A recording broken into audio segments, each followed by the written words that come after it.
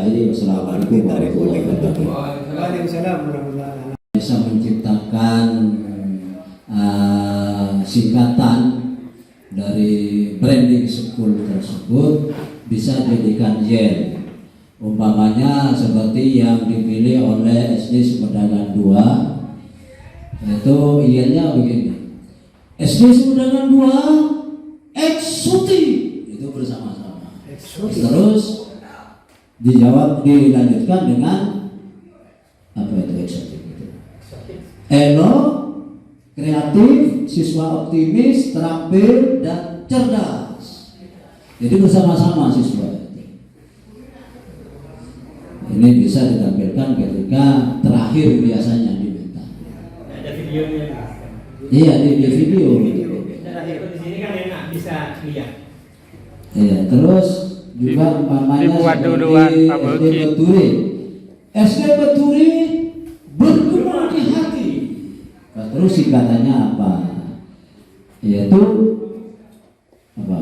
Bermain gemilang, beriman, gemilang, mandiri, dan indah, sehat Islami. Gitu. Jadi bisa jadi semangat ya Bapak, nanti bisa kita laksanakan ketika membangkitkan semangat ketika upacara atau ketika akan memulai pembelajaran. Tipun nangrena sampeyan oke ini menciptakan. Ada Kisahnya manu Pak, tak ini kala deun kala dibunyi. Nah, Pompong terpan bedereng namen bunga sobebeng. Ada di angan-angan itu. Di angan-angan. Itu barangkali yang bisa saya sampaikan. Nanti bisa kita tanya jawab setelah sambil lalu. Mungkin ada gambaran Kita berjalan. Kisahnya umpamanya si Aki Aki, saya lihat seperti ini yang baik, barangkali bisa disempurnakan. Pengawas, saya kebagian untuk menyampaikan tentang branding school berkaitan dengan persiapan lensa pendidikan. Saya kira teman-teman kepala sekolah ini sudah paham loh. Cuma di sini hanya yang sekiranya tidak dimiliki oleh sekolah lain, sehingga setiap ada satu kalimat atau satu kata langsung teringat pada sekolahnya. Itulah branding school. Jadi program unggulan. Ya, contoh yang pertama dulu di sekolah saya di Sumedang 2 itu kan branding schoolnya adalah gerakan Sasapo. Ya, gerakan satu anak satu pohon. Setiap ada orang mengatakan gerakan Sasapo pasti ingat Sumedang 2. Itulah branding school. Ya, branding. Jadi unggulannya apa? Apakah branding school ini selamanya? Tidak harus. Mungkin untuk tahun kedua atau tahun ketiga ada lagi branding school yang lain.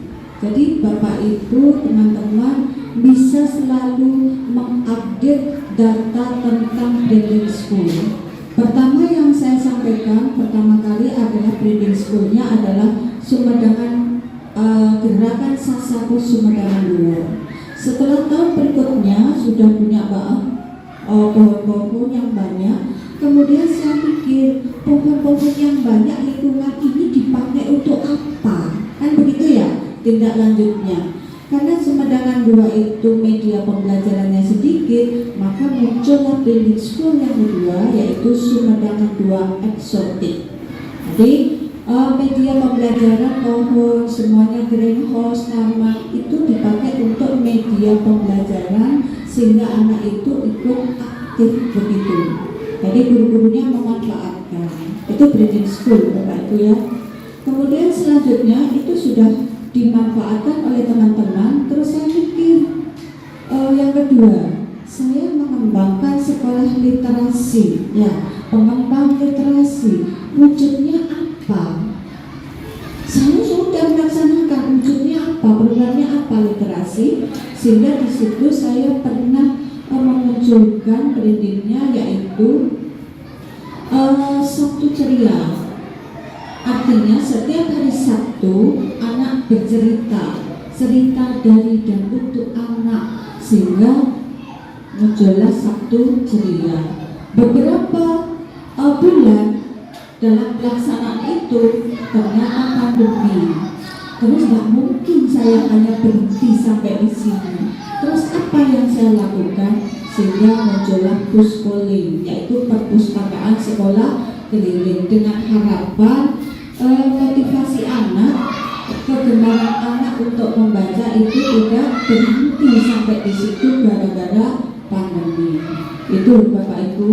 Jadi mungkin Bapak Ibu mulai yang sekarang belum pernah ikut lensa pendidikan, dan itu nanti dapat giliran, ya, dapat giliran. Mungkin mulai sekarang yang belum berpikir ke sana, breeding school apa ya yang kita lakukan yang tidak dimiliki oleh sekolah lain, yang unik gitu Bapak Ibu. Karena sesuatu yang unik pasti akan diingat orang dan akan ditiru. Maunya seperti itu. Jadi setiap sekolah punya keunikan sendiri-sendiri. Apalagi nanti kita memakai kurikulum merdeka.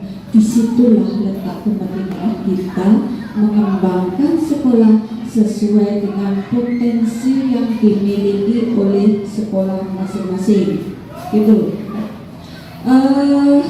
Bapak Ibu, teman-teman kepala sekolah yang saya hormati, kemudian Pak, untuk sini yang ikut lensa siapa yang tahun ini? Semuanya ya? Sudah semuanya daftar semua? Oh, gitu. Kalau sekarang sudah ada yang daftar itu di K3S. Sudah ada yang daftar. Ya. Oh, gitu. Ya. Jadi gitu Bapak Ibu ya. Biasanya nanti sama radar Kakak ya, yang meliput radar, kerja sama dengan yang meliput radar. Biasanya nanti sama radar itu nanti dikumpulkan, kemudian anggaplah di briefing gitu ya. Jadi nanti pertanyaannya apa, sehingga Bapak Ibu itu sudah punya gambaran jawabannya apa. Tapi ya itu yang perlu disiapkan adalah breeding school apa yang bisa ditampilkan di situ. Jadi di situ sebenarnya tidak harus muluk-muluk sih, hal yang kecil bisa diangkat gitu ya. Kayak misalnya di Sumedang 2 itu ada air minum kejujuran. Apa sih air minum kejujuran? Kan orang pasti bertanya, apa? Kayak apa?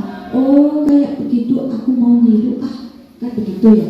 Nah, jadi hal yang kecil bisa diangkat asalkan detail. Kemudian misalnya air minum kejujuran, kayak apa sih pelaksanaannya? Kemudian sebuah program harus punya rencana, ya harus ada programnya, kemudian pelaksanaannya, kemudian harus ada evaluasi dan tindak lanjut. Itu sebuah program. Seperti air minum kejujuran, programnya apa sih? Tujuannya apa di situ? Mengapa? Latar belakangnya apa? Tujuannya apa? Hasil yang diharapkan apa? Kan itu program. Kemudian setelah itu pelaksanaannya nanti bagaimana? Setelah dilaksanakan, dievaluasi, berhasil enggak ya? Anak-anak itu jujur, berhasil enggak? Misalnya berhasil, dilihat dari apanya kalau berhasil? Mana datanya? Kalau tidak berhasil, apa yang harus dilakukan tindak lanjutnya? Kan begitu. Jadi itu adalah sebuah program. Jadi kalau memunculkan nanti program breeding school-nya itu harus ada mulai dari rencana, kemudian pelaksanaan, evaluasi dan tindak lanjut. Satu saja sudah cukup, tidak usah banyak-banyak. Asalkan itu bagus dan unik di sekolah tersebut. Gitu. Dan saya yakin di sekolah masing-masing punya keunikan yang tidak dimiliki oleh sekolah lain. Itu Bapak Ibu. Dan jangan lupa nanti ya, yang saya lihat mungkin ya hasil dari evaluasi saya, sekolah-sekolah yang ikut lensa pendidikan tahun kemarin, setelah saya lihat YouTube-nya, ada yang sederhana, ada yang memang lebih dari segi penampilan. Maksud saya lebih itu apakah memang itu dilebihkan supaya tampil bagus? Saya kurang tahu. Tetapi menurut saya sih berlebihan. Jadi kalau lensa pendidikan itu yang wajar aja lah. Contoh begini. Apa adanya. Contohnya ya begini, saya lihat dari radar datang itu disambut dengan tarian, dengan ini itu, saya kira itu berlebih, wajar aja. Jadi natural, tidak usah dibuat-buat gitu ya. Radar datang kok disambut dengan tarian, berarti itu kan tidak memotret sekolah. Berarti sudah dipersiapkan kedatangan radar dengan penampilan itu. Kalau saya lihat sudahlah wajar, nanti ketemu kepala sekolah, ketemu guru, ketemu murid, program apa sekolah, nanti langsung di video di situ. Kan kita itu sudah punya video kan sebelumnya. Nah, itu yang dikasihkan di radar, nanti biar radar yang menyeting. Bukan radar datang baru nanti misalnya ada pramuka, waktu itu ada pramuka, kan tidak mungkin. Radarnya datang jam 9 misalnya, terus di situ ada latihan pramuka, ya nggak mungkin, nggak wajar kan? Berarti itu dibuat-buat. Mestinya kita sudah punya video, ini loh video saya punya unggulan, di situ adalah gerakan pramuka, nanti tolong disisipkan. Kemudian yang langsung dengan radar adalah wawancara dengan guru, kepala sekolah atau murid. Kok bisa? Mungkin begitu, sehingga tidak berlebihan, gitu ya. Sampai kemarin ada pengalungan bunga, kok begini ya? Jadi waktu itu, waktu radar datang, saya biasa-biasa aja ya, menyambut biasa. Oh ya Mbak Sari, monggo silakan masuk. Gimana? Ada yang perlu dibantu? Oh ya Bu, saya akan memotret SD Sumedang 2. Oh ya, monggo silakan tarik. Gitu. Mana yang mau dipotret? Tapi kita sudah mempersiapkan. Kalau logika saya seperti itu ya. Dan di situ nanti orang lain yang melihat, oh Sumedang 2 ini memotret tentang branding schoolnya, yaitu gerakan Sasapo, dan ini apa sih yang ada di dalam gerakan Sasapo itu, wujudnya kayak apa, pelaksanaannya bagaimana, hasilnya apa. Oh bagus ya, udahlah aku mau meniru kayak gitu karena sekolahku juga gersang kan gitu. Mungkin ada kendala, tapi sekolah saya itu airnya nggak ada, susah kalau kemarau. Lah itulah muncul inovasi baru bagi kepala sekolah tersebut, gimana mengatasi supaya air yang di sekolah itu tidak ada menjadi ada untuk menyiram tanaman. Itulah inovasinya di sana. Jangan menyerah, sekolah saya nggak bisa, nggak ada air untuk mandi kulitnya aja susah, gimana suruh bawa air, kan begitu ya. Disitulah teman-teman tantangannya. Ya tantangannya di situ. Jadi yang air yang dibawa tidak harus air yang bersih, karena untuk menyiram tanaman yang bagus air cucian beras. Pasti kan setiap hari ibunya nyuci beras.